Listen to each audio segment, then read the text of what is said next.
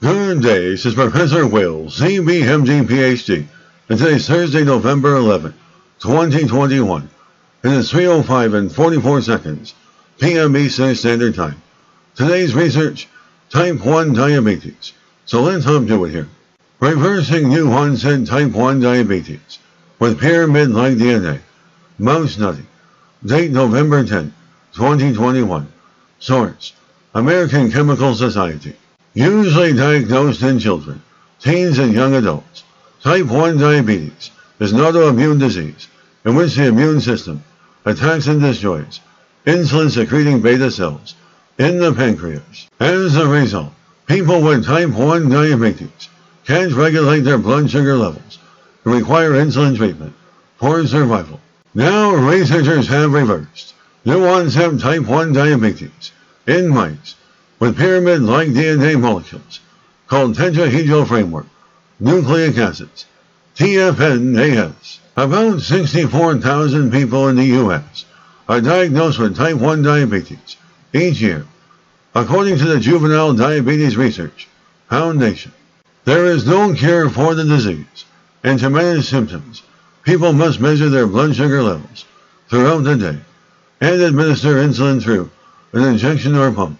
Although scientists still don't know exactly what causes a body to turn against itself and attack insulin-secreting cells, people with type 1 diabetes have fewer regulatory T cells, Tregs, immune cell suppress the differentiation and activation of other self-attacking T cells.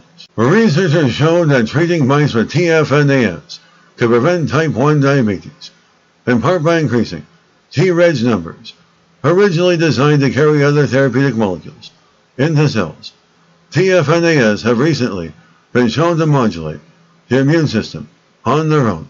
Now researchers wanted to find out if these molecules can reverse new onset type 1 diabetes before pancreatic beta cells were completely destroyed.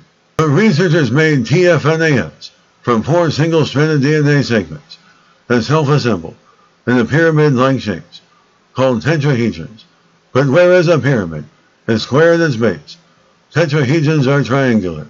And then every other day for 4 weeks, they injected the TFNAS into 10 mice with new onset type 1 diabetes, while 10 other diabetic mice were injected with saline. In the control mice, blood glucose levels continued to rise, and 60% of the mice died during the 12-week follow-up period. In contrast, blood glucose levels in mice treated with TFNAS went down to normal levels, and none of the rodents died.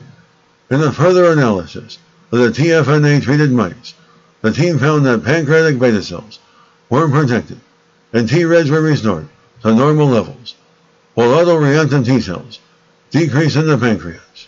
Although the findings still need to be verified in people, TFNAS are one of the most promising candidates for type 1 diabetes immunotherapy, the researchers say. Good day, this is Professor Will, CBMD PhD, on microbiology, bioinformatics, and pathophysiology. This video was created for educational purposes only. Hope you enjoyed listening. Until next time, have a great day.